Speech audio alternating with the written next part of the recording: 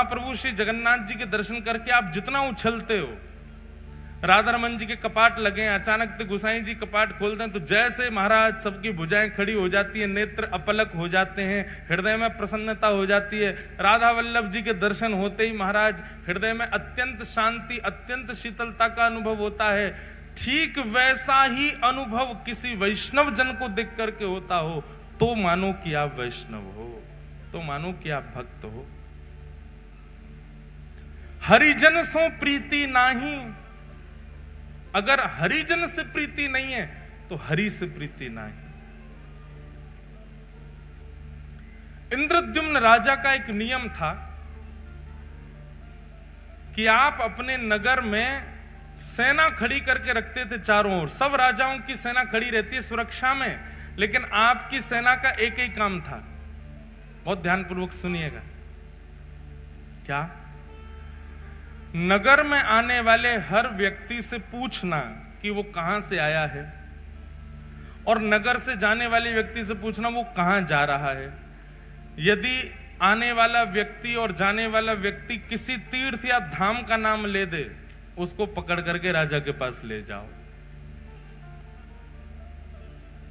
आने वाला व्यक्ति अगर ये कह दे कि मैं बद्रीनाथ से आया हूं, तो जैसे किसी नगर में प्रवेश करते हैं तो वहां के सिपाही जन खड़े होकर के लाइन लगवाते हैं, बोले हाँ एक एक करके बताते जाओ अपना परिचय, कहां से आए हो। अगर वो कह दें कि हम फलाने नगर से आए हैं, फलाने गांव से आए, तो उनको जाने दिया जाता। कोई कहता हम वृंदावन से आए हैं, कोई कहता हम अयोध्या से आए हैं, बद्रीनाथ से, इधर खड़े होते जाओ सब। अब सब भक्तों को लगे भैया ये क्या होगा पता नहीं हमारे साथ, सब घबरा जाएं, भैया क्या करोगे? बोले कुछ नहीं, हमारे राजा से आपको मिलना पड़ेगा। बोले हम पे कर नहीं है कुछ देने को। बोले कुछ देना करना नहीं है, हमारे राजा बस मिलना चाहते हैं। और जितने वैष्णव इकट्ठे होते तीर्थ से आने वाले, सबको लेकर के इंद्रद्युम्न की सभा में जाया जाता। इंद्रद्युम्न को बताया जाता ये वृंदावन से, ये काशी से, ये वहां से, वहां, सब तीर्थों के नाम। इंद्रद्युम्न अपनी सभा पूरी करके सबको एक कमरे में बिठाता और सामने बैठ करके एक एक करके उनको बुलाता। बोले आप उस स्थान का वर्णन कीजिए, वृंदावन कैसा है। और नेत्र बंद करके इंद्रद्युम्न केवल उसका अनुभव करता था। वहां की नदी कैसी है, वहां के लोग कैसे हैं, वहां की वृक्ष वल्लरियां कैसी हैं, वहां का तापमान कैसा रहता है, वहां ठाकुर जी की सेवा कैसी होती, प्रसाद कैसा लगता है, सारी बातें इंद्रद्युम्न बैठ करके सुनता था। एक अद्भुत भक्ति का प्रकार था इंद्रद्युम्न का।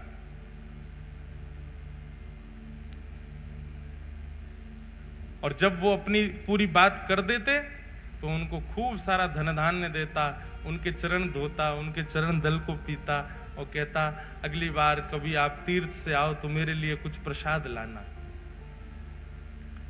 तीर्थ जाने वाले जो लोग होते थे नगर से, उनको अपने पास बुलाता, कहां जाओगे, कहां रुकोगे, वहां कैसे करोगे, क्या करोगे, रास्ता कैसा है, कैसे जाओगे, व्यवस्था कर देता रास्ते की। और कहता लौट के आओ तो मुझसे जरूर मिलना, बताना कैसा लगा वहां पे, मैं तो राजा हूं, कार्यकाल छोड़ के जा नहीं सकता। ऐसी उसकी भक्ति। हमारे वृंदावन में भी ऐसी भक्ति होती है, इसी को मानसी भक्ति कहते हैं। इंद्रद्युम्न राजा मानसी यात्रा करता था, सारे तीर्थ घूमे थे उसने केवल मनी मन से। और इसी मानसी यात्रा करने का उसको एक दिन फल क्या, रात्रि में जब सोता था तो चिंतन में वो तीर्थ धाम और वहां के ठाकुर ही उसको दिखाई देते थे।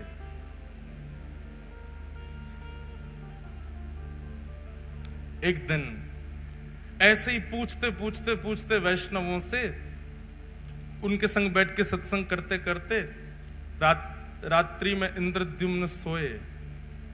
और जैसे ही सोया स्वप्न में उसको एक पर्वत दिखाई दिया। उस पर्वत में सुंदर गुफा है और उस गुफा के भीतर त्रिभंग लली श्याम सुंदर बिल्कुल नील मणि की तरह चमक रहे हैं। अद्भुत उनकी छटा, ऐसा अद्भुत दर्शन करने लगा। उनका दर्शन करके नेत्र आनंदित हो गए। उनकी सुंदर चरण की उनके सुंदर अंग की सुगंधी इंद्रद्युम्न को आने लगी। उनकी वो एक क्षण की झलक इतनी सुंदर, इतनी मनमोहक थी। छटपटा करके नेत्र खुले इंद्रद्युम्न के, जलपान करने लगा, अपनी छाती को मसलने लगा। ये मैंने कैसा दृश्य देखा, ये कौन थे, ये कहां के ठाकुर जी? मैंने इतने तीर्थयात्रियों से पूछा, पर ऐसा स्वरूप तो किसी ने मुझे वर्णन नहीं किया। अत्यंत व्याकुल हो गया इंद्रद्युम्न। अब तो जो भी तीर्थयात्री आए उनके तीर्थ की चर्चा ना सुन के अपना हृदय का भाव बताता। ऐसी आंख है, ऐसी कमर है, ऐसा मुख है, ऐसे चरण हैं, आपने इनके बारे में सुना? ये कौन है? पर्वत पर रहते हैं। वैष्णव जन कहे नहीं, हमने तो नहीं देखा। अत्यंत व्याकुल हो गया इंद्रद्युम्न। संतों की खूब सेवा करता, बस मन में यही चिंतन था, बस इनका पता मुझे लग जाए, ये कौन है जो मुझे स्वप्न में दिखे हैं। बंधुओं, एक बात बताएं, ये इंद्रद्युम्न के साथ हुआ ये तो हमने पढ़ा है, पर प्रत्यक्ष मैंने कई लोगों को सुना भी है। हमारे गिरधर लाल जी के एक आध वैष्णवों के तो मुझे याद है, उन्होंने कभी लाल जी को देखा नहीं, पर उनके स्वप्न में ठाकुर जी जाके उनको दर्शन देख के आ चुके हैं। हमारे वृंदावन राधारमण लाल जी, कोई व्यक्ति वृंदावन नहीं आया पर उसको स्वप्न में जाकर के पहले ही उसके दर्शन देख के आ चुके हैं। ऐसे ठाकुर जी ने दर्शन दिया इंद्रद्युम्न को। एक दिन रात्रि में सोया, अत्यंत विकल व्याकुल, रोज चिंतन करता ठाकुर जी का। तभी उसके स्वप्न में पुनः वह ठाकुर जी प्रकट हुए और प्रकट होकर के उन्होंने अपना नाम बताया। हे इंद्रद्युम्न, मैं नील माधव हूं, मैं तुम्हारी भक्ति से बहुत प्रसन्न हूं और तुम पर अनुग्रह करना चाहता हूं। नीलाचल पर्वत पर मेरा निवास है, कुछ आदिवासियों से ही मैं अपनी सेवा कराता हूं, इससे ज्यादा संकेत मैं नहीं दे सकता। तुम स्वयं खोज करके मेरे इस अनुग्रह को स्वीकार करो। इंद्रद्युम्न अत्यंत प्रसन्न हो गया। थोड़े थोड़े संकेत उसको मिल गए थे। इंद्रद्युम्न ने अपने भाई, जिनका नाम था विद्यापति, बहुत ध्यानपूर्वक सुनो, विद्यापति को कहा कि लीलाचल पर्वत है, वहां पर आदिवासी सेवा करते हैं, नील माधव भगवान वहां पर विराज रहे हैं, तुम जाकर के उनकी सुध लेकर के आओ, वो ठाकुर जी मुझ पर कृपा करना चाहते हैं। तब विद्यापति नीलाचल पर्वत के पास गए और वहां जाकर के उन्होंने देखा तो सब कोल भील हैं, सब वन के लोग हैं, आदिवासी हैं, और वो सब वहां पर रहते हैं, रह करके कैसे सेवा करते हैं, क्या करते हैं, वो सब का थोड़ा थोड़ा अनुभव करने लगा। तभी एक दिन एक कन्या पर उसकी दृष्टि गई, अत्यंत भोली सीधी कन्या, उसका नाम था ललिता। उन्हीं आदिवासियों के सरदार की वो बेटी थी। विद्यापति ने कहा, यदि मैं इसको अपना मित्र बना लूं या इससे कोई संबंध रखूं तो मुझे नील माधव भगवान जल्दी मिलेंगे। एक दिन वंचर जीवों के बीच में जबरदस्ती स्वयं को उसने डाल दिया। वंचर जीव उसको कहीं से खा गए, कहीं से काट गए, कहीं पर अपने नाखून मार गए, और पूरे रक्त में रंगित अपने तन को लेकर के वन में पड़ा पड़ा विद्यापति रो रहा था। तभी वो जो आदिवासी थे, उनकी पुत्री ललिता वहीं से जल भर के जा रही थी। भगवान देखो कितने पापड़ बेलने पड़ते हैं, तब आते हैं ठाकुर जी। हम जामे और वहां पे भी जाके दुकानदार को पैसा देके ठाकुर जी उठा लाते हैं, और उसमें भी मोल भाव करते हैं, कम कर, इतने महंगे ठाकुर जी। ठाकुर जी को भी गोद में आके क्यों लगती होगी, अरे ये पैसा तो को कम लग रहे हैं, पूरा ब्रह्मांड लुटा देगी तो ना खरीद पाएगी मुँह, या तो मोल भाव और कर रही है। हमने अभी एक कथा जलंधर में एक बात कही कि भैया, किसी व्यक्ति ने मुझसे प्रश्न किया कि महाराज जी, हम ठाकुर जी वृंदावन से लेकर के आते हैं या कोई भी लेता है, उसका पैसा देते हैं, तो मन में ये बात बनी रहती है कि हमने ठाकुर जी खरीदे हैं। हमको पैसे देने से मना नहीं है, हम देना चाहते हैं, पर ये भावना चित्त से जानी चाहिए कि हमने ठाकुर जी खरीदे हैं। उसका क्या करें? हमारे मन में जो आया वो बताया। मैंने कि सुनो, आप उसको ये मत समझो कि आप धन दे करके खरीद के लाए हो। आप ये सोचो, ये ठाकुर जी जादना पधारे, जादना रूप बनो, वही दना इनने मुकु चुन लियो।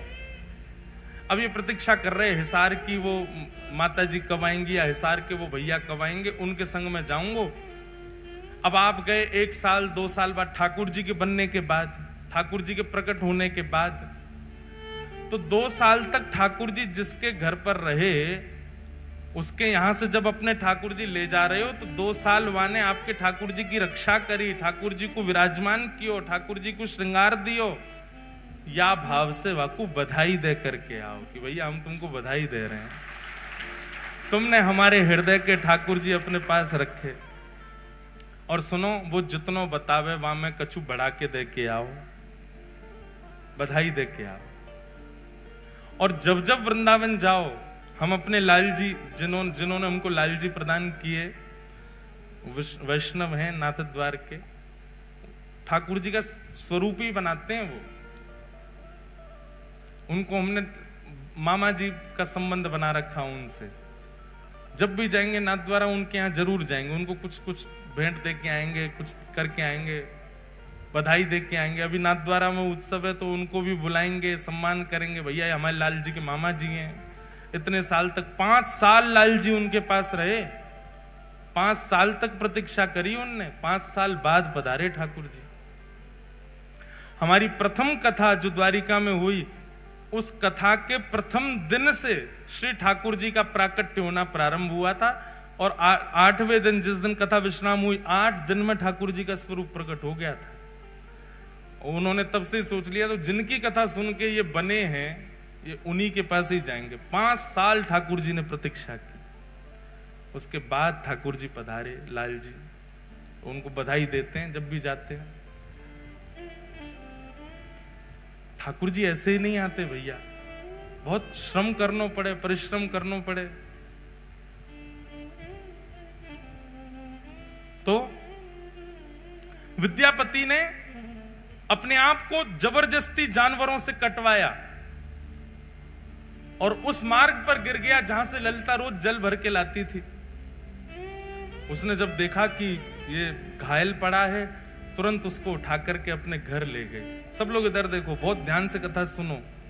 श्री जगन्नाथ प्रभु कैसे पधारे, कैसे प्रकट भये, उसकी पूरी लीला है।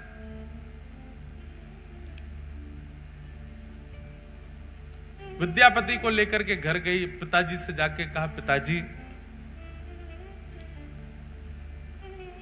ये घायल व्यक्ति है, मैं इसको ले आई हूं, आप इसकी चिकित्सा करो। ललिता के पिताजी का नाम था विश्व वसु। आज भी श्री जगन्नाथ जी की रथ यात्रा में विशेष सेवा उसी वंश की है।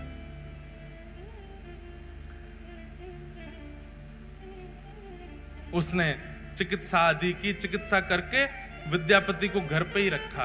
बोले जब तक ठीक नहीं हो जाए तब तक उसको घर पे ही रखो। दोनों पिता और पुत्री मिलकर के उसकी खूब सेवा करते। धीरे धीरे विद्यापति ठीक होने लगा। उसकी तो पूर्व से साजिश थी, अब इसको साजिश कहना थोड़ा अटपटा लगता है, पर उसकी पूर्व से योजना थी कि मुझे नील माधव भगवान चाहिए, उसके लिए चाहे जो करना पड़े। धीरे धीरे ठीक हुआ, ठीक होकर के अब वो उसी घर में ही रहने लगा। विश्व वसु के साथ में उनका जो काम था, खेती बाड़ी आदि, वो कराने लगा। ललिता के साथ में थोड़ी उसने मित्रता कर ली। धीरे धीरे ललिता से प्रेम कर लिया, क्योंकि नील माधव भगवान की सेवा बहुत गुप्त रूप से होती थी। किसी को पता नहीं होता था कौन करता है, कैसे करता है, कहां है ठाकुर जी। उसके लिए ये सब करना बहुत जरूरी था उसको। विद्यापति ने धीरे धीरे धीरे उन समस्त कोल भीलों से, उन समस्त आदिवासियों में अपना स्थान बना लिया। आप तो सब उसको अपने परिवार जैसा समझने लगे। और एक दिन ललिता ने अपने पिताजी से कहा, मुझे बहुत प्रिय है, आप मेरा इसी से ब्याह करा दो। विद्यापति से पूछा, तुम ब्याह करोगे हमारी पुत्री से? बोले कि मेरा तो परिवार ही नहीं है, मैं तो आपका हूं, आप करा दो ब्याह। और ललिता के साथ में विद्यापति का ब्याह हो गया। विद्यापति कौन है? विद्यापति कौन है? इंद्रद्युम्न राजा का भाई। अगर भूल भाल मत जाइए, बात पूरी कथा सुनते रहो। ललिता के साथ में इनका विवाह हो गया। अब विवाह के बाद ये घर जमाई बन के ही रहने लगे। वहीं उनके विश्ववसु के घर में ही रहते थे। विश्ववसु रोज सुबह ब्रह्म मुहूर्त में जाते थे, नहा धो करके, स्नान करके, गीले कपड़े पहन के अपरस में जाया करते थे और साथ में कुछ पुष्प और कुछ सामग्रियां लेकर के जाते थे। विद्यापति ललिता से पूछता था, ये सुबह सुबह ससुर जी कहां जाते हैं? बोले, ये पूछो मत और आज के बाद पूछना भी मत, हमें भी नहीं पता इसके बारे में। ये गोपनीय रहस्य है, बचपन से हम ऐसे देखते आए, हम भी कभी नहीं पूछते। करने दो, पिताजी करते हैं, और तुमको क्या करना। विद्यापति समझ गया। बोले, ये नील माधव भगवान के पास ही जाते हैं, ये उन्हीं की सेवा करते हैं, इसीलिए किसी को नहीं बताते। धीरे धीरे देखने लगा, रात्रि में चंदन घिसा जाता है, पुष्प तोड़ करके लाए जाते हैं, गीले कपड़े में बांध के रखे जाते हैं, सुबह गीले कपड़ों में जाया जाता है और अंधेरे में जाते हैं, सूर्य उदय से पहले आ जाते हैं। तो अद्भुत है। एक दिन रात्रि में अपने ससुर जी के पास ही बैठ गए। अब तो प्रेम भाव बहुत ज्यादा ही हो गया था, पुत्र की भांति विद्यापति हो गया था। अपने ससुर जी के पैर थोड़े थोड़े दबा रहे थे, और तो दबाते दबाते धीरे धीरे पूछा, आप पुष्प किसके लिए तोड़ के लाते? ये रोज रात्रि में आप चंदन किसके लिए घिसते हैं? पिताजी, आप सुबह ब्रह्म मुहूर्त में कहां जाते हैं? पुत्र मोह में आकर के, और पुत्र मोह से भी ज्यादा होता है जमाई मोह। जमाई तो पुत्र से भी ज्यादा प्रिय लगता है। तो धीमे से प्रसन्न होकर के, देखो अब तो तुम हमारे घर के सदस्य हो, किसी को बताना मत, और तुम तो हमारे प्रिय हो, मुझे तुम पे बहुत भरोसा है, मेरी पुत्री तुमने स्वीकार की, किसी से कहना नहीं। नीलाचल पर्वत है और नीलाचल पर्वत पर नील माधव भगवान विराजते हैं। वे प्रत्यक्ष ठाकुर जी हैं। वो चलते फिरते सारी लीलाएं होती हैं उनकी, पर उनके दर्शन का अधिकार केवल मुझको है, और मेरे बाद मैं जिसको चाहूंगा उसको होगा।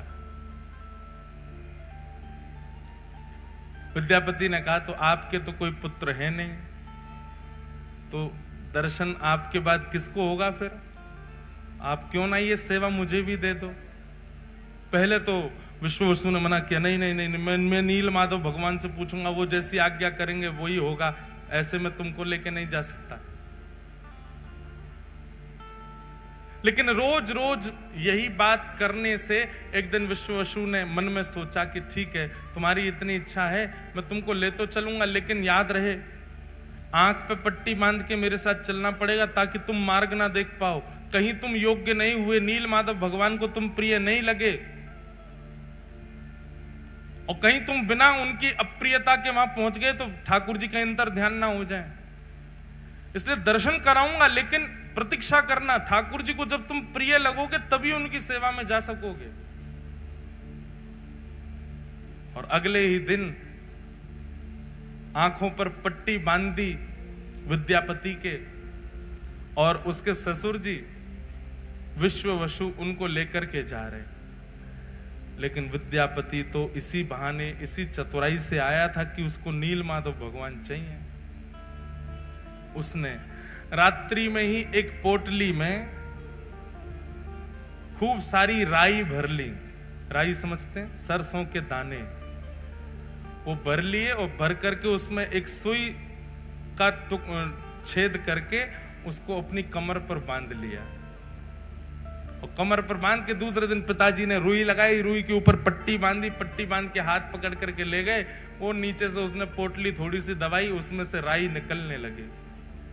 चला गया पर्वत के ऊपर, दुर्गम मार्ग पार करके नीलाचल पर्वत पर गुफा में पहुंचे और गुफा में जाकर के नील माधव भगवान की सेवा आदि करने के बाद कहा कि अब मैं तुम्हारी पट्टी खोलूंगा, एक क्षण देखना, दर्शन करके फिर पट्टी बांध लेना।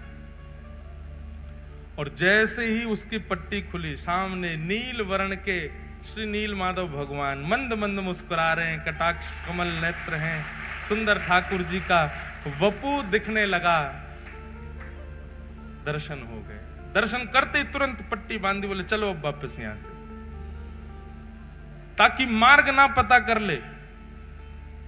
वापस लग रहे, अब देखो तुमको दर्शन हो गए, अब नील माधव भगवान आज्ञा करेंगे तो तुमको सेवा मिलेगी, नहीं तो ऐसे ही रहो। अब उसको कहां, वो तो छटपटा रहा था, उसको दर्शन हो गए, वही छवि दिखे, बोले भैया कब से प्रतीक्षा कर रहे हैं, अब इन सबको मैं बताऊंगा कि इन्हीं की आज्ञा है मेरे भैया को, तो ये लोग मानेंगे नहीं। भैया अपना राजपाट छोड़ करके आ नहीं सकते।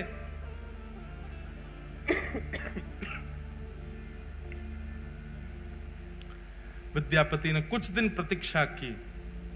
कुछ दिन प्रतीक्षा के बाद एक दिन सुबह सुबह उठ करके उसने मन में विचार किया कि अब सरसों पौधे बन गए होंगे और उसी मार्ग के पीछे पीछे जाके मैं देखूं कैसे हैं नील माधव।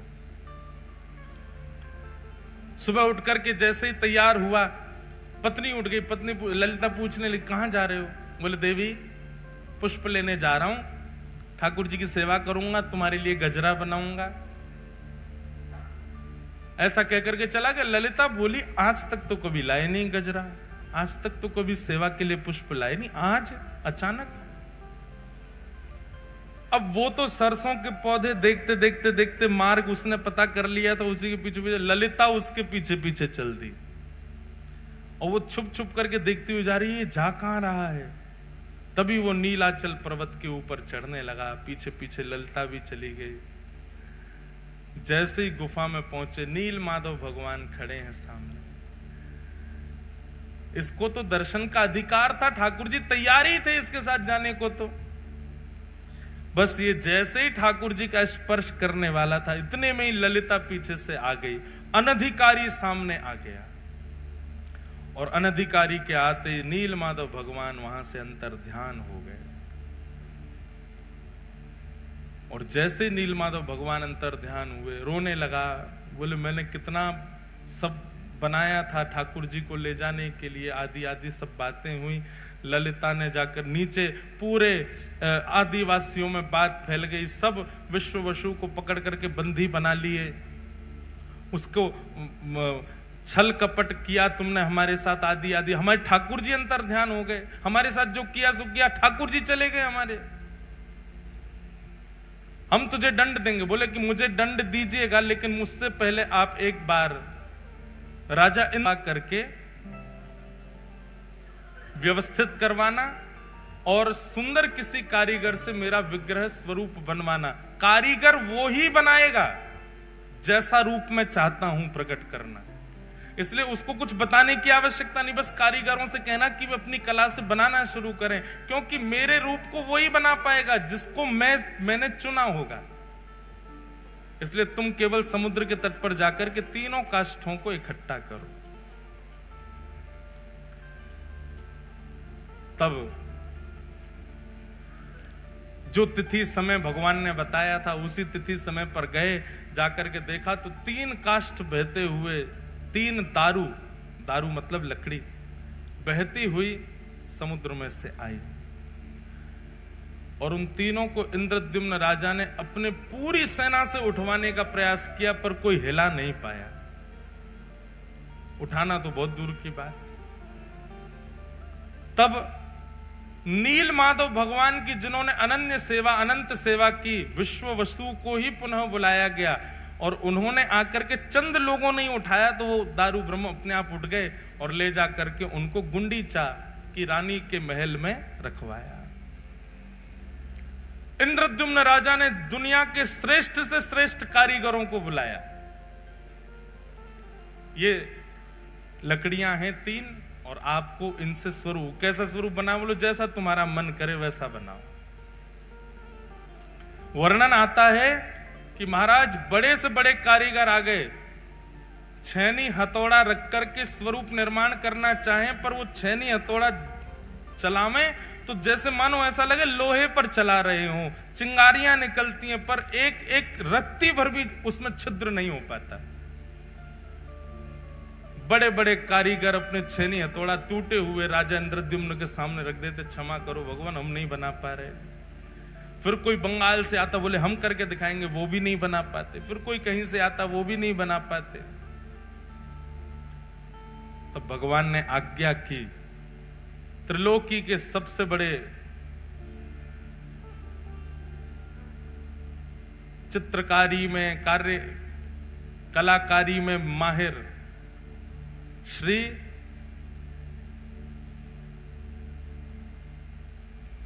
विश्वकर्मा जी को बोले आप जाओ और जाकर के मेरा वही रूप प्रकट करो जो नारद जी के चित्त में विराज रहा है। तब विश्वकर्मा जी एक वृद्ध कारीगर, एक मूर्तिकार के रूप में आए, दीनहीन से बिल्कुल पीछे खड़े थे सबसे। इंद्रद्युम्न राजा कारीगरों से कह रहा था, बोले मैं धन देने में कोई कमी नहीं छोड़ रहा, आप क्यों नहीं बना पा रहे? बोले क्या करें, हमारी छेनी हथौड़ा ही टूट जाते हैं। तब सबसे पीछे खड़े वयोवृद्ध उस कारीगर ने कहा, महाराज मुझे सेवा दें। इंद्रद्युम्न ने उपहास कर दिया, बोले इतने बड़े बड़े नहीं कर पा रहे आप वयोवृद्ध, आपकी लकड़ियां बाट देख रही हैं शमशान घाट में, आप बनाओगे? तब आपकी पत्नी गुंडीचा के हृदय में भाव आया, बोले वो कह रहे हैं एक बार सबने प्रयास किया तो उनको भी करने दो, ठीक है आप भी प्रयास करके देखिए। तब उस कारीगर ने कहा, देखिए प्रयास तो करूंगा लेकिन मेरी कुछ शर्तें हैं। बोले क्या शर्तें हैं? बोले पहली बात, मैं जब ठाकुर जी का स्वरूप बनाऊं उस समय कोई आएगा नहीं। 21 दिनों तक मैं और काष्ठ एकांत में रहेंगे। राजा मैंने तुमको देखा, तुम हर 5 मिनट में जा के देखते हो कुछ हुआ कि नहीं हुआ, कुछ हुआ, ऐसा नहीं। 21 दिन तक तुम आओगे भी नहीं उस स्थान पर जहां ठाकुर जी का विग्रह बन रहा होगा। राजा बोला हमको कैसे पता चलेगा कि आप बना रहे हो? बोले बाहर खड़े खड़े छेनी हथौड़ा और जो भी प्रयोग हो रहे होंगे सामग्री, उनकी ध्वनि से तुमको पता चल जाएगा कि स्वरूप बन रहा है ठाकुर जी का। 21 दिन तक कोई नहीं आएगा, ये मेरी शर्त है। राजा ने बात मान ली और यहां विश्वकर्मा जी ने बनाना प्रारंभ किया ठाकुर जी को।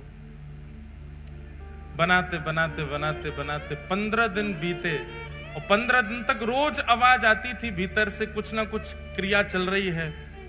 15 दिन तक इतना उतावला इंद्रद्युम्न दिन रात कान लगा के सुनता ही रहता था, हाँ ठाकुर जी बन रहे हैं, मेरे ठाकुर जी बन रहे हैं। अगर नहीं बन रहे होते तो पहले दिन ही आ जाते, छेनी हथौड़ा लेके नहीं बन रहा, इतने सारे कारीगर सब निरस्त हो गए, इनसे बन रहे हैं इसीलिए तो अभी तक चल रहा है काम भीतर। 15 दिन तक अत्यंत आनंदित इंद्रद्युम्न तो उत्सव की व्यवस्था करने लगा, बोले मेरे ठाकुर जी प्रकट होने वाले हैं। 15 दिन व्यतीत हुए, 15 दिन बाद ही महाराज भीतर से आवाज आनी बंद हो गई। आवाज आनी जैसे ही बंद हुई, पूरा दिन सुनता रहा, आवाज नहीं आई। थोड़ी और प्रतीक्षा करी, आवाज नहीं आई। उसके चित्त में शंका उत्पन्न हुई कि बहुत वयोवृद्ध हैं, कहीं ऐसा तो नहीं बनाते बनाते पधार गए हों भीतर ही, उमें ठाकुर जी अधूरे रह जाएं। सबने कहा, बोले उनकी शर्त है, मना किया उन्होंने। बोले तो कब तक नहीं खोलूं मैं ठाकुर जी बनी ही नहीं रहे, एक दिन पूरा प्रतीक्षा कर ली मैंने। अरे भाई ठाकुर जी कहीं अधूरे रह गए हो, वो पधार गए हो भीतर, फिर क्या होगा? अरे कोई और कारीगर आके आगे कार्य कर लेगा। किसी की ना मान करके गुंडीचा और इंद्रद्युम्न ने जैसे ही द्वार खोला, द्वार खोल करके देखा तो छेनी हथौड़ा नीचे रखे हैं। वो जो कारीगर थे वो वहां थे ही नहीं, और सामने जैसे ही देखा जन्म वेदी है वो, जहां ठाकुर जी 7 दिन विराजमान होते हैं रथ पे जाकर के, उसको जन्म वेदी कहते हैं, गुंडीचा के महल में। उस जन्म वेदी के ऊपर जैसे ही देखा है तभी क्या पाया, 3 विग्रह ही 3 रूपों में विराजमान हैं, जहां पर बिल्कुल दाहिनी ओर में श्वेत वर्ण के श्री बलभद्र जी महाराज दोनों भुजा लेकर के, मध्य में सुभद्रा जी और वाम अंग में साक्षात नीलमाधव भगवान ही श्री जगन्नाथ जी के रूप में खड़े हुए। श्री जगन्नाथ महाप्रभु की। प्रथम दर्शन करते ही इंद्रद्युम्न रोने लगा, हाय नाथ ये कैसा स्वरूप, भुजा भी नहीं बनाई पूरी, पेट भी अधूरा छोड़ दिया, अरे नेत्र भी नहीं। मैं पहले ही मना कर रहा था कि उसको मत लाओ, वो तो वृद्ध है। अरे ये बीच में स्वरूप, इनके तो हाथ ही नहीं है, पैर ही नहीं है, ये कैसा स्वरूप बना दिया। तुरंत मूर्छा आई इंद्रद्युम्न को, और मूर्छा आते ही ठाकुर जी ने पूरी द्वारिका लीला उनको दिखा दी। बोले ये स्वरूप सामान्य नहीं है इंद्रद्युम्न, ये मेरा प्रेम विगलित स्वरूप है। पूरे विश्व में मेरे अनेक अनेक रूप होंगे, पर ऐसा रूप एकमात्र पूरे भारत में, पूरे ब्रह्मांड में, पूरे त्रिलोक में यदि कहीं होगा तो केवल और केवल तुम्हारे पास नीलाचल पर्वत पर होगा, और कहीं नहीं। भगवान त्रिभंग लली गोलोक धाम में भी हैं, ठाकुर जी धनुष बाण लेकर के साकेत धाम में भी हैं, शंख चक्र गदा पद्म धारण करके वैकुंठ में भी हैं और पृथ्वी पर भी हैं। पर श्री जगन्नाथ तो केवल और केवल पृथ्वी पर हैं और कहीं भी नहीं, केवल इस भूमि पर। महाप्रभु जी ने आज्ञा की, ये मेरा स्वरूप है और ये स्वरूप मेरा प्रेम के कारण प्रकट हुआ है।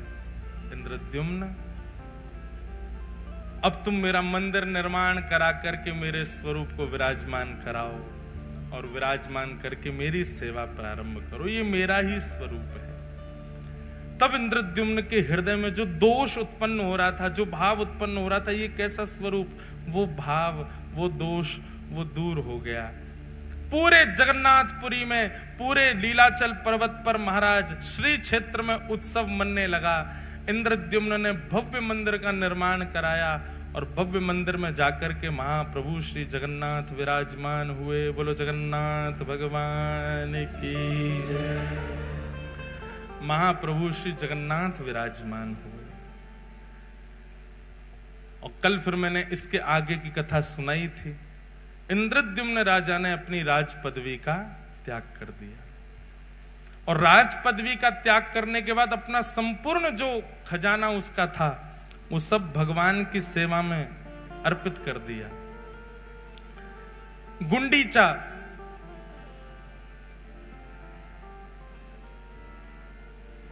उसकी भावना थी कि पति ने तो मांग लिया कि मेरे वंश में कोई कहने वाला प्रकट ना हो कि ये मंदिर हमारे पिताजी ने बनाया था।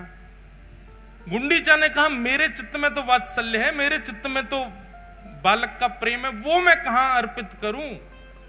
तब महाप्रभु जगन्नाथ जी ने वचन दिया, तुम्हारी पति की मनोकामना पूरी होगी कि वंश आगे नहीं बढ़ेगा, और तुम्हारी मनोकामना पूरी होगी कि तुम्हारे पुत्र रूप में मैं ही रहूंगा। और मां, मैं आपको वचन देता हूं, मैं जगत का कल्याण करने के लिए यहां पर आया हूं, इसलिए साल भर तो मैं सबको दर्शन दूंगा, पर साल में 7 दिन के लिए रथ पर आरूढ़ होकर के मैं नित्य गुंडीचा आया करूंगा।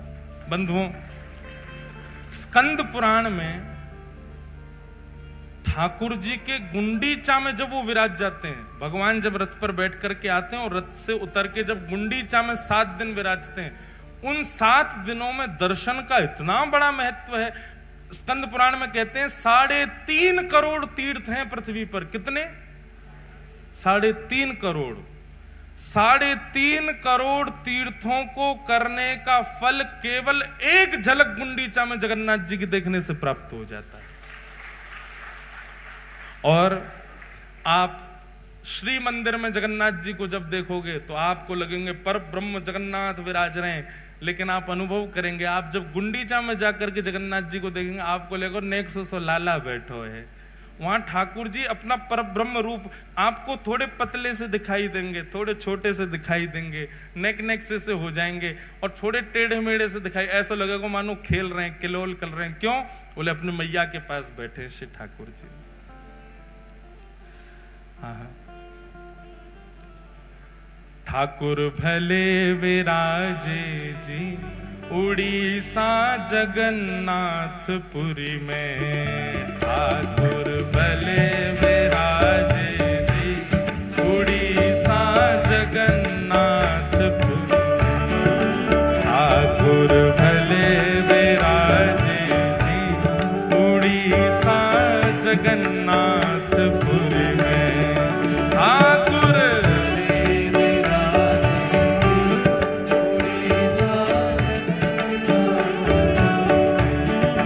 ठाकुर भले विराजे जी उड़ीसा जगन्नाथपुरी में,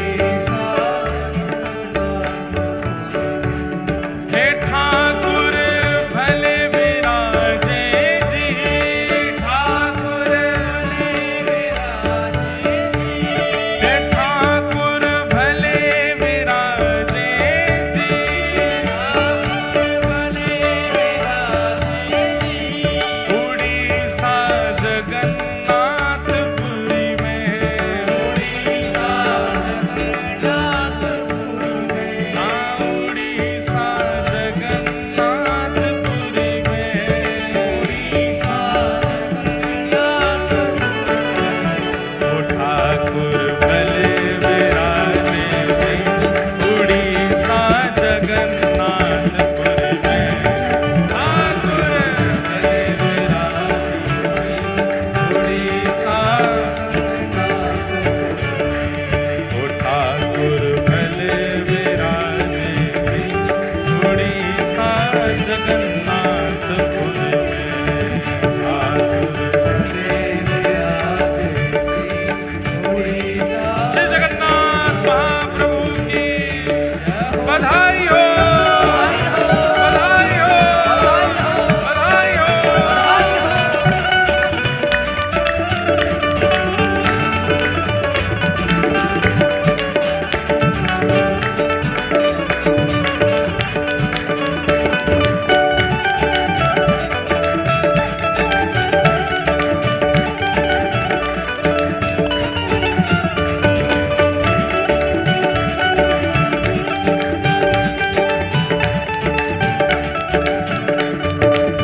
श्री लीलाचल धाम की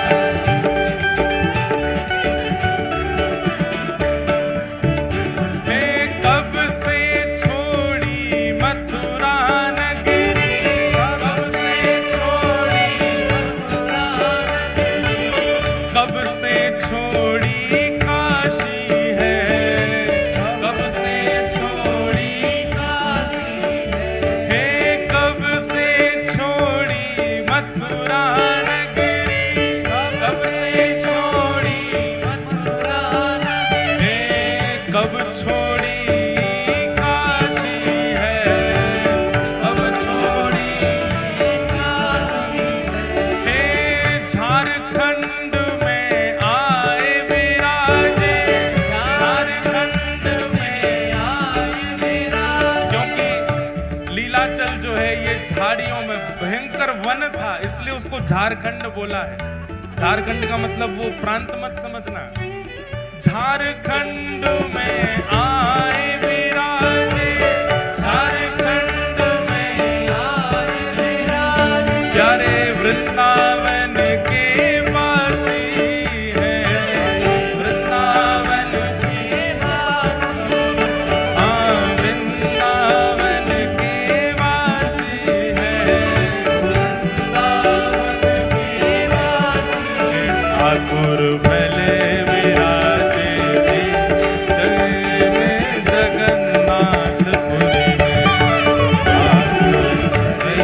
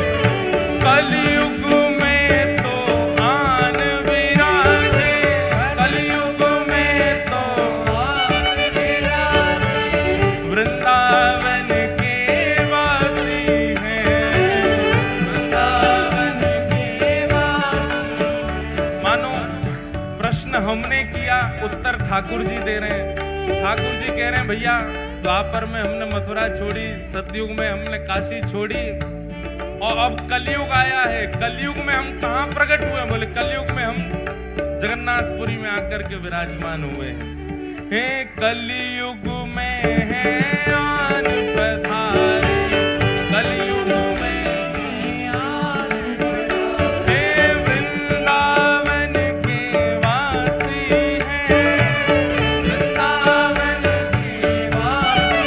ठाकुर भले विराजे हो उड़ीसा जगन्नाथपुरी में,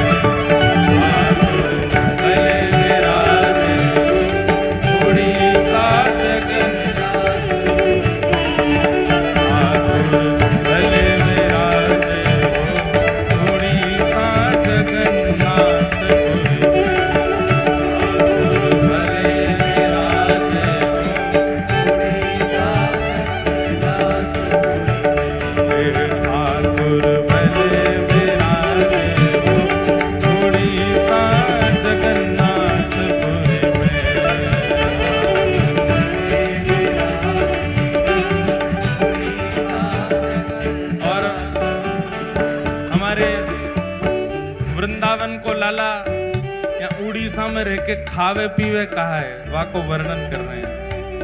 दाल रांधू भात रांधू, दाल रांधू भात रांधू, परवल की तरकारी हो, परवल की तरकारी, हे परवल की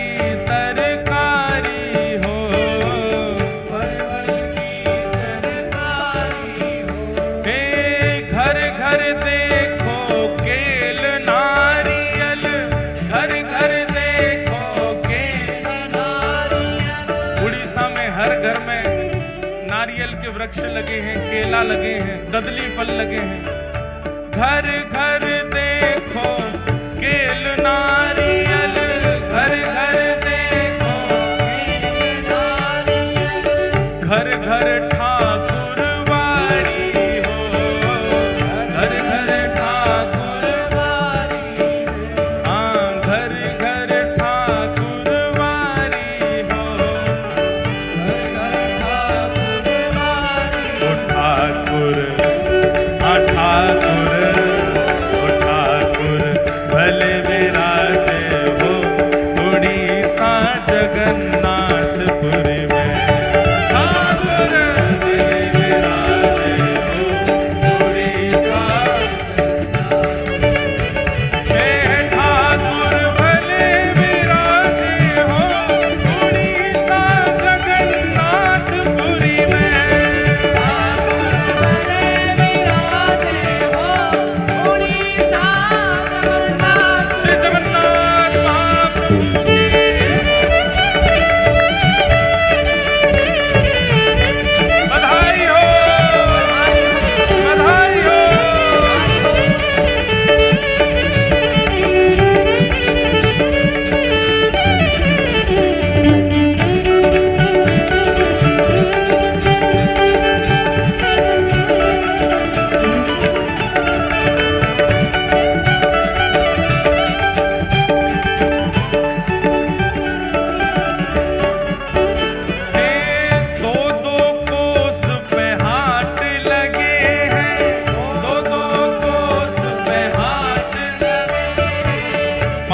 कोस पर चढ़ती हो, 5 कोस पर चढ़ती हो, हे चलते चलते पाँव पिरावे, चलते चलते पाँव पिरावे, शरीर है गयो मट्टी हो, शरीर है गयो मट्टी हो। जरूरी कोई वैष्णव गया दर्शन करने, वो ठाकुर जी शिकायत व्याज स्तुति कर रहा है।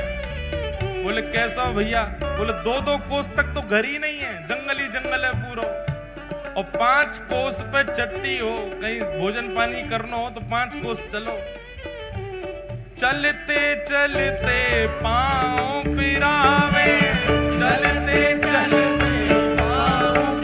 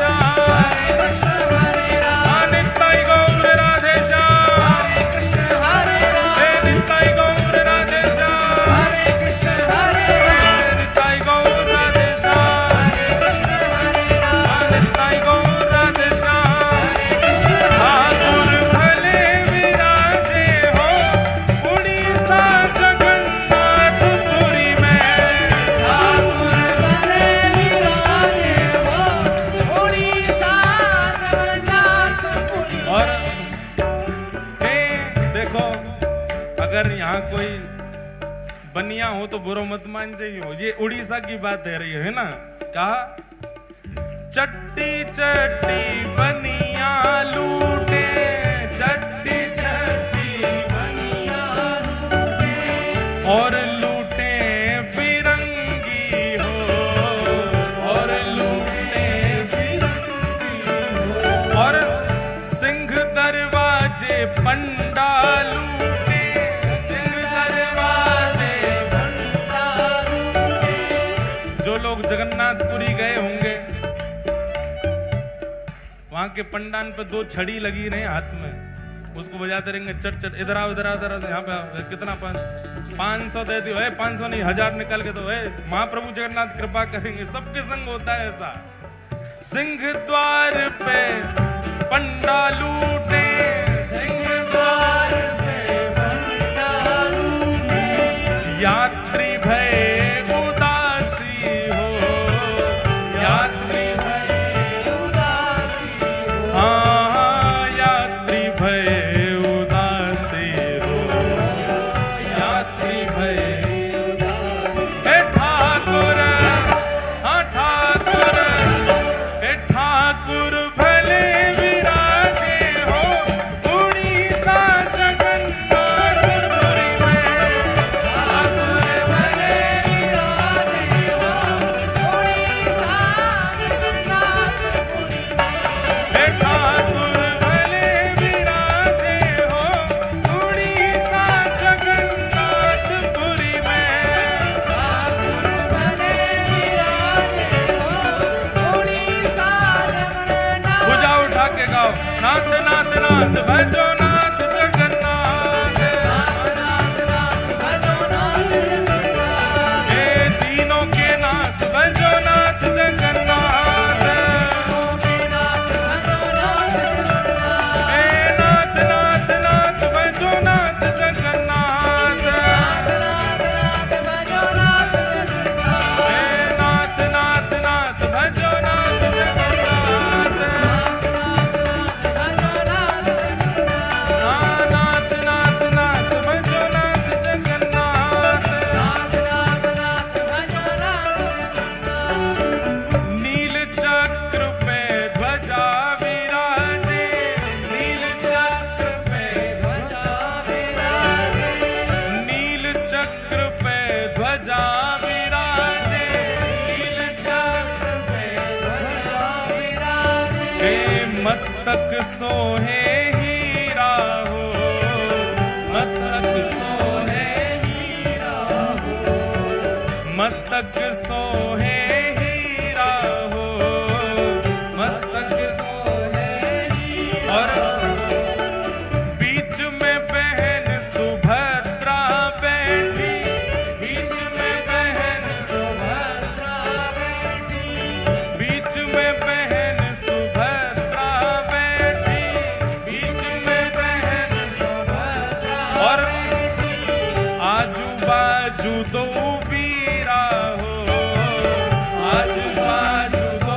बीरा हो, हाँ आजू बाजू। अब सुबह की मनोकामना आप पूरी करो, बन जाओ सबरे ऐसे बीरा, यही जगन्नाथ जी की तरह सबरे धारण करो। बीच में बहन सुभद्रा बैठी, बीच में बहन सुभद्रा बैठी, आजू बाजू 2 बीरा हो, आजू बाजू 2 बीरा हो, हे आजू बाजू 2 बीरा हो,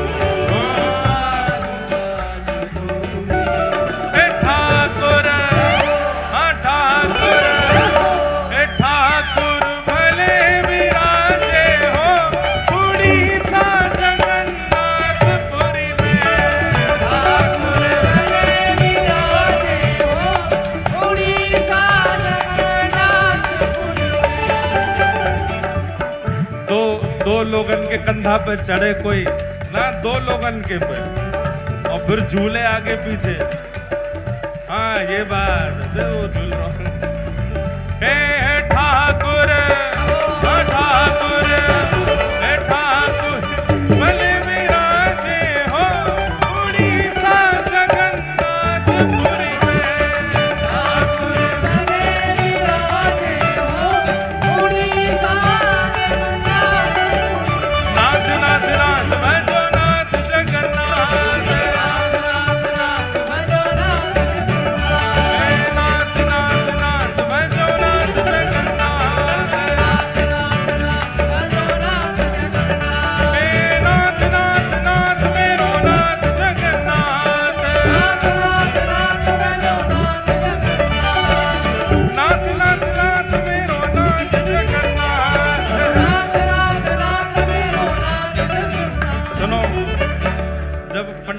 ठाकुर जी उठे ना है ना, तो फिर ठाकुर जी को घसीट के ले जाए बेसब्रे।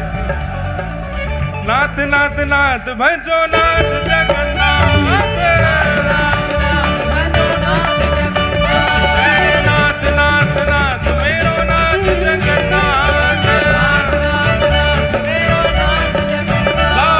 निताई गौर राधेशा, निताई गौर राधेशा, जपो निताई गौर राधेशा, जपो निताई गौर राधेशा, निताई गौर राधेशा,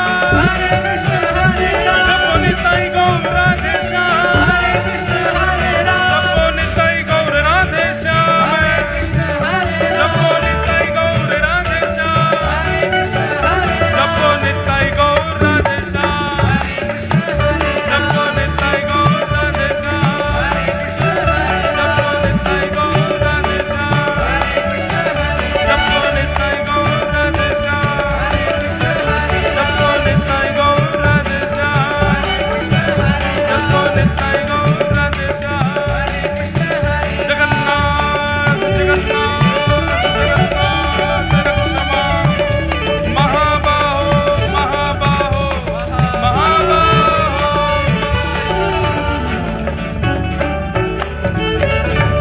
श्री जगन्नाथ महाप्रभु की। सब लोग बैठो बैठो, जहां खड़े हो वहीं बैठ जाओ। महाप्रभु जगन्नाथ जी विराजमान भये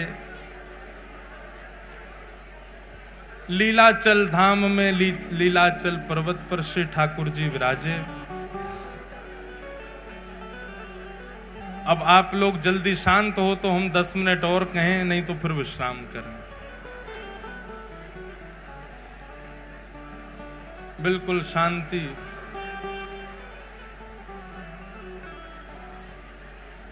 लीलाचल पर्वत पर महाप्रभु श्री जगन्नाथ जी विराजमान हुए।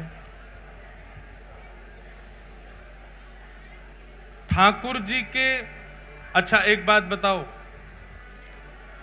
श्री जगन्नाथ जी का जन्म दिवस कौन सा होता है बताओ?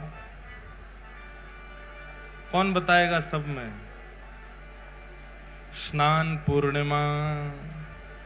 स्नान पूर्णिमा जो होती है, जिसको चंदन यात्रा भी कहते हैं, स्नान पूर्णिमा श्री महाप्रभु जगन्नाथ जी का प्रादुर्भाव दिवस है।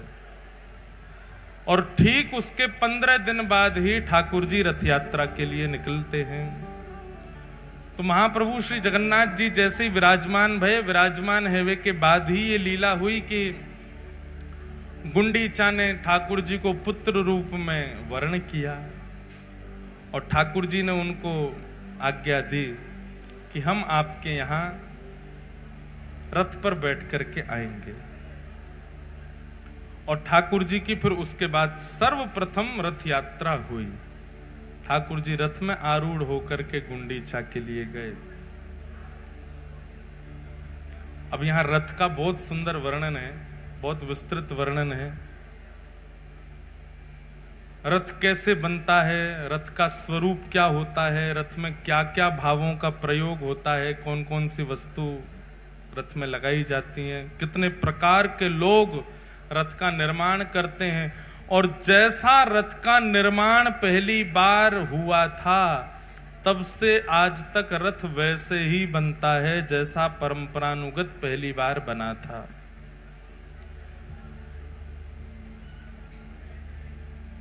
हमको लग रहा है आगे बोलें कहीं आप चूक नहीं जाओ, अच्छी बात है। सब लोग बैठ जाओ भैया। रथ जो है उसको मानव तन का ही स्वरूप बताया गया।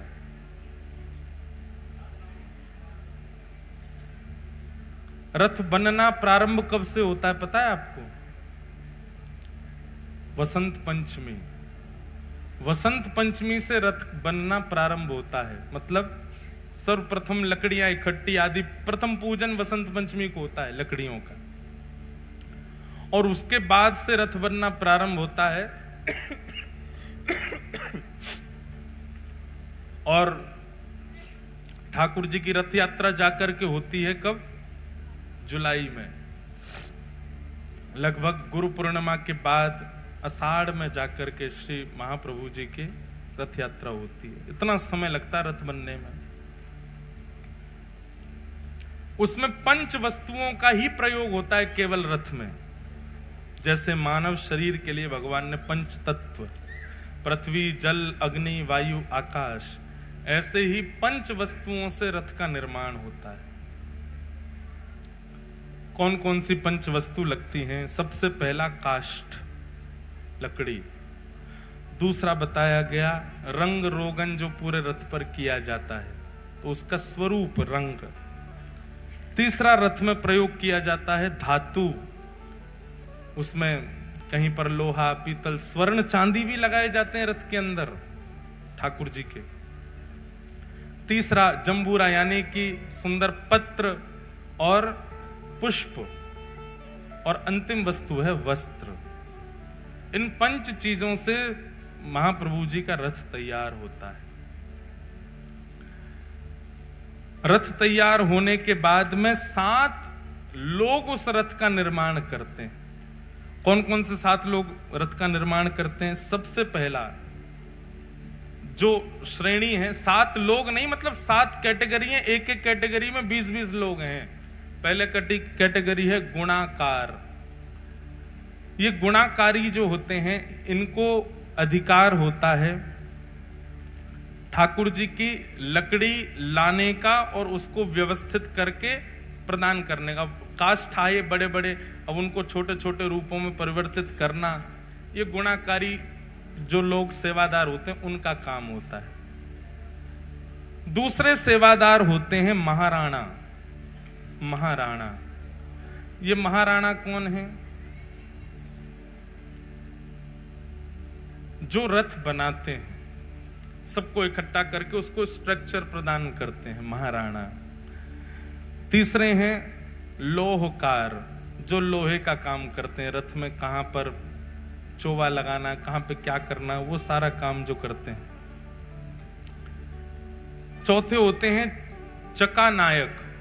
ये चका नायक कौन होते हैं? जिनको चक्र बनाने की, जो रथ के पहिया होते हैं उनको बनाने की इनकी सेवा होती है। उसके बाद होते हैं मूर्ति नायक। पूरे रथ पर मूर्तियां बनाई जाती हैं, देवी देवताओं की, गंधर्वों की, माताओं, भगवान को नजर ना लगे तो हाय माताओं की भी मूर्ति बनती है। कई सारी मूर्तियां तो संसार को दिखती नहीं है, वो भीतर होती हैं। उनका भी निर्माण बहुत बहुत उच्च ढंग से रथ का निर्माण किया जाता है। ऐसे नहीं होता बस चक्का लग गए बैठ गए ठाकुर जी। उसमें एक सारथी भी बनाए जाते, घोड़े भी बनाए जाते हैं, दुनिया भर की, उनको गिनते गिनते आदमी थक जाए, इतनी मूर्तियां बनती हैं पूरे रथ पर। मूर्तिकार। तो गुणाकार, महाराणा, लोहकार, चक्रनायक, मूर्तिकार। और 6वें होते हैं चित्रकार, मूर्तियों में चित्र भरने का काम जिनका होता है। और अंतिम होते हैं सूचीकार, यानी कि दर्जी। रथ का जो शिखर होता है वो पूरा कपड़ा का ही होता है, पूरा कपड़ा से बनकर के निर्मित होता है। हमारे एक श्री गिरधर लाल जी का भी रथ यहाँ पर आया हुआ है, वो भी वहीं से बन करके आया है। और जो गिरधर लाल जी का रथ है ना, वो रथ उन्हीं काष्ठों से बना है जो काष्ठ जगन्नाथ जी के रथ के प्रयोग में आते समय छेनी हथौड़ा से अलग कर दिए गए, उस काष्ठ से वो रथ बना है। जो काष्ठ रथ में प्रयोग हुआ तो जो बच गया शेष, उससे वो रथ बना है श्री गिरधर लाल जी। तो इस प्रकार रथ तैयार होता है पूरा।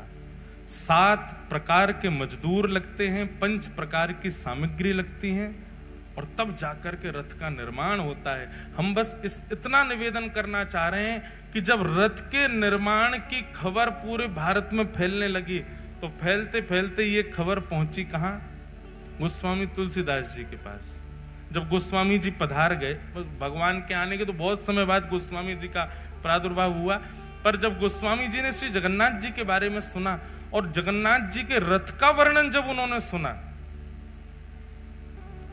तो गोस्वामी जी के नेत्र बंद हो गए और एक एक बारीकी से उन्होंने एक कौन सी देवी बनाई गई है, कौन से देवता बनाए गए, चक्र की आकृति क्या है, घोड़े कैसे हैं, ऊपर सूचीकार ने वस्त्र कैसा बनाया है, रंग रोगन कैसा किया है, ये सब जब गोस्वामी जी ने सुना, सुनते ही गोस्वामी जी कहते हैं मेरे मानस में जो जो चिंतन हुआ था वही मैंने रामायण में लिखा, और मेरे मानस में प्रभु श्री राम जिस विजय रथ पर बैठ करके रावण का वध करने गए थे वो यही रथ था,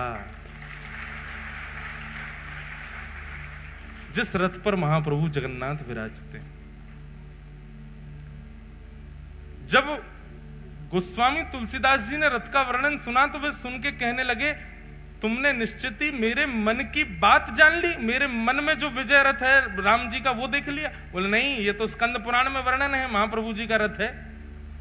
जब महाप्रभु जी का रथ सुना तो बोले ऐसा ही रंग, ऐसा ही रोगन, यहाँ पर ये देवता, यहाँ पर ये घोड़ा, यहाँ पर ऐसा चक्र, यहाँ पर ये रंग, ये बिल्कुल वही है जो विजय रथ प्रभु श्री राम का था। उसी नंदी घोष रथ के ऊपर महाप्रभु जगन्नाथ विराजते।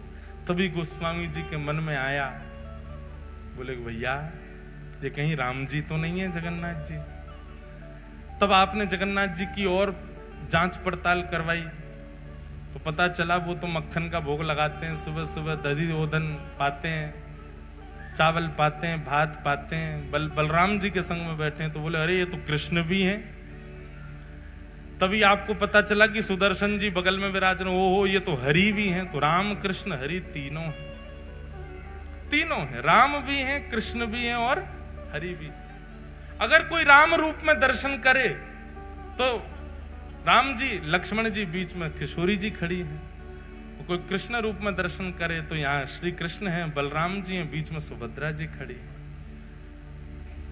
और हरि रूप में दर्शन करें तो नारायण हैं, साथ में शेषनाग हैं और मध्यस्थ विराजमान लक्ष्मी स्वरूप है। तो राम भी हैं, कृष्ण भी हैं और नारायण भी हैं। तीनों का एक कार रूप यदि कोई है तो वो जगन्नाथ जी। आपने श्री जगन्नाथ जी को देख लिया तो मतलब साकेत, वैकुंठ और गोलोक धाम तीनों का दर्शन हो गया, जगन्नाथ जी के दर्शन। गोस्वामी तुलसीदास जी महाराज उतावले हो गए, बोले कि मैं तो देखूंगा इनको।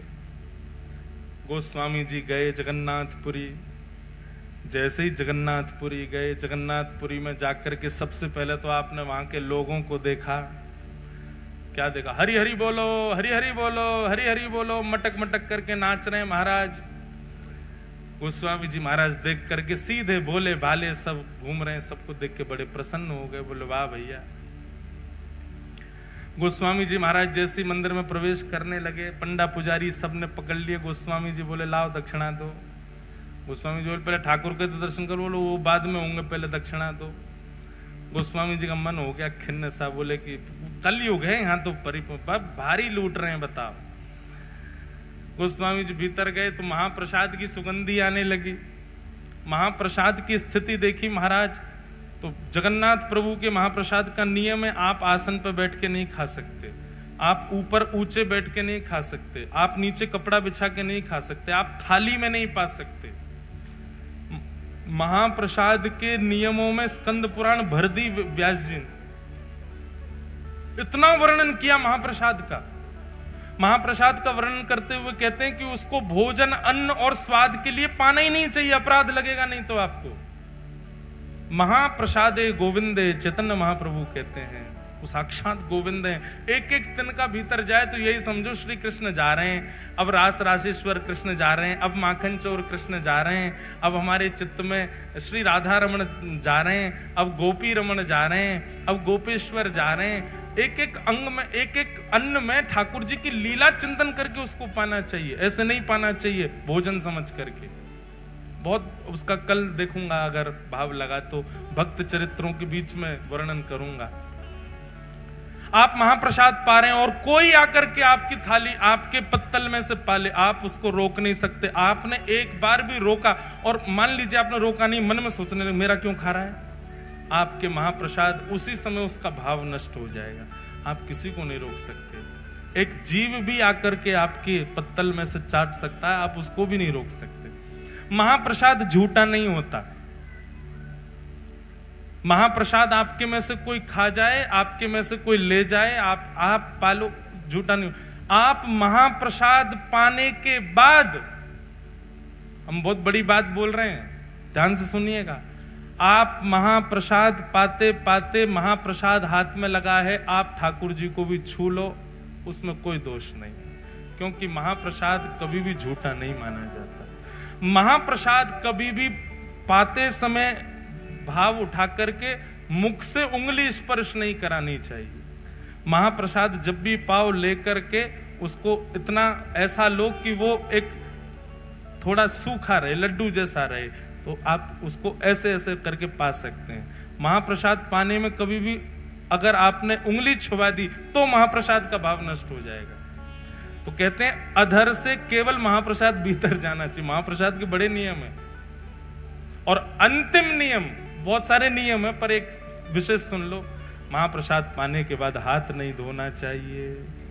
आप कहोगे महाराज जी हाथ में लगा उसका क्या करें, तो वहां का नियम है सिर से पोंछ लो और या फिर जब वो सूखा हो जाए तो सूखा होकर के हाथ मीड़ लो, उसका पूरा जो बुरादा बने उसमें जल लगा के तिलक लगा लो। महाप्रसाद अन्न नहीं है, महाप्रसाद व्यंजन नहीं है, महाप्रसाद वस्तु नहीं है, वो साक्षात जगन्नाथ।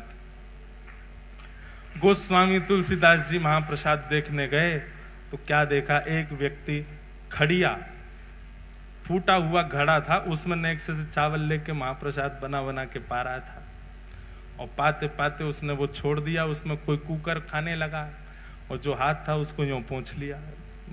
तुलसीदास जी बोले जे क्या किया इसने, और वो झूठे हाथ से ही भीतर प्रवेश कर गया मंदिर में। माँ गोस्वामी जी बोले ये तो ऐसे तो लोग हैं यहाँ के, अब देखें ठाकुर कैसा है। भीतर जैसे ही प्रवेश किया, गोस्वामी जी के तो नेत्रों में आंसू आ गए। इनकी तो भुजा ही नहीं है, इनके तो नेत्र ही नहीं है, इनके तो कान ही नहीं है, नाक नहीं है, पैर नहीं है, कुछ भी नहीं है, अंग ही नहीं है इनका। तो मेरे प्रभु श्री राम बताया इनको, मेरे प्रभु श्री कृष्ण बता करके भेज दिया मुझे इनके पास। ये कैसे ठाकुर है? इतनी घबराहट होने लगी गोस्वामी जी को, तो तुरंत भागे वहां से। जैसे ही मंदिर से निकलने लगे तो एक वयोवृद्ध पुजारी बेंत लेकर के भीतर जा रहा था। गोस्वामी जी ने कहा तुम पुजारी हो क्या यहाँ के? बोले हाँ। बेंत लेके क्यों जा रहे हो गर्भगृह में? बोले लाला है, मानता नहीं, कभी कभी भय दिखाना पड़ता है इसको, इसलिए बेंत लेके जा रहे हैं। गोस्वामी जी का तो और मन खिन्न हो गया, दौड़ करके गए, बोले कि अब भी जाऊंगा यहां से, अब रुकना ही नहीं है मुझे यहां पर। इतना मन उदास हुआ महाराज। इतने में ही समुद्र के तट पर जाकर के गोस्वामी जी तो रो रहे थे, अपने ठाकुर जी का चिंतन कर रहे थे बार बार। कैसा स्वरूप है, नव कंज लोचन कंज मुख कर कंज पद कंजारुणो श्री रामचंद्र कृपालु भज मन हरण भव भयदार। अरे नाथ, मेरे चित्त में दोबारा प्रकट हो जाइए। नव कंज लोचन, कंज कहते हैं कमल, कमल जैसे नेत्र हैं। नव कंज लोचन कंज मुख, कमल जैसा मुख है। पद कंज, पैर भी कमल जैसे। पद कंजारुणो, पूरा श्री अंग कंज कमल जैसा। इतने में ही नेत्र खोल करके देखा तो सामने वही जगन्नाथ जी प्रकट हो गए, बिना हाथ पांव। गोस्वामी जी कहने लगे नाथ ये कैसा रूप है? बोले खुद वर्णन करते हो और हमसे पूछ रहे हो? बोले मैंने कहां वर्णन किया? बोले मानस जी में किसने लिखा है, बिन पग चलहि सुनहि बिन काना। फिर क्या आगे, बिन निज कर्म करहु विधि नाना। बिना हाथ के सारे काम करता है, बिना कान के सुनता है, बिना नेत्रों के देखता है, बिना पैरों के चलता है। जाओ जाकर के मानस जी में चौपाई मिटा दो, क्यों लिखा आपने ऐसा? गोस्वामी जी के तो नेत्र सजल हो, हो नाथ नाथ नाथ क्षमा करो भगवान, मैं आपके भाव को पहचान नहीं पाया, आप मेरे लिए ऐसे बन के आए। ठाकुर जी बोले मैं रूप तो अपने भाव से धारण करता हूं, पर मेरे रूप से ना जाने कितनों के भाव पूर्ण होते हैं। गोस्वामी जी आपने मानस जी में ये जो भावना लिखी है ना, ये मेरे जगन्नाथ रूप की भावना है। मेरे भुजा नहीं है, पर फिर भी एकमात्र जगन्नाथपुरी ऐसा है जहां पर ठाकुर जी का महाप्रसाद कभी सामने नहीं रखा जाता। जो महाप्रसाद हम पाते हैं वो ठाकुर जी के सामने नहीं पधराया जाता। तो भगवान का गर्भगृह, उसके बाद में एक और सभा हॉल है, उसके बाद गरुण स्तंभ, गरुण स्तंभ के बाद भोग मंडप है, वहां ठाकुर जी का भोग रखा जाता। बीच में तो दर्शनार्थी खड़े रहते हैं, भोग मंडप में सामग्री रखते हैं और यहां से ठाकुर जी पाते। बोले कैसे पा रहे हैं? बोले भुजा है ना, ठाकुर जी ऐसे ऐसे करके पाते हैं, ऐसे ऐसे लेके पावे वहां से। सब दर्शनार्थियों के ऊपर से हाथ ले जा करके ठाकुर जी पाते। एकमात्र, अरे विचित्र ही है श्री जगन्नाथ जी की सब लीला। ऐसे महाप्रभु श्री जगन्नाथ धराधाम पर इंद्रद्युम्न पर कृपा करके इस प्रकार प्रकट हुए। उन्हीं महाप्रभु जी के श्री चरणों में कितनों ने ठौर पाई, और सबसे बड़े तो हमारे श्री कृष्ण स्वरूप, श्री युगल स्वरूप महाप्रभु श्री चैतन्य, वे तो श्री जगन्नाथ जी में ही विलीन हो गए, श्री जगन्नाथ जी में ही विराजमान हो गए। ऐसे श्री जगन्नाथ जी का पावन चरित्र हम सुन रहे हैं।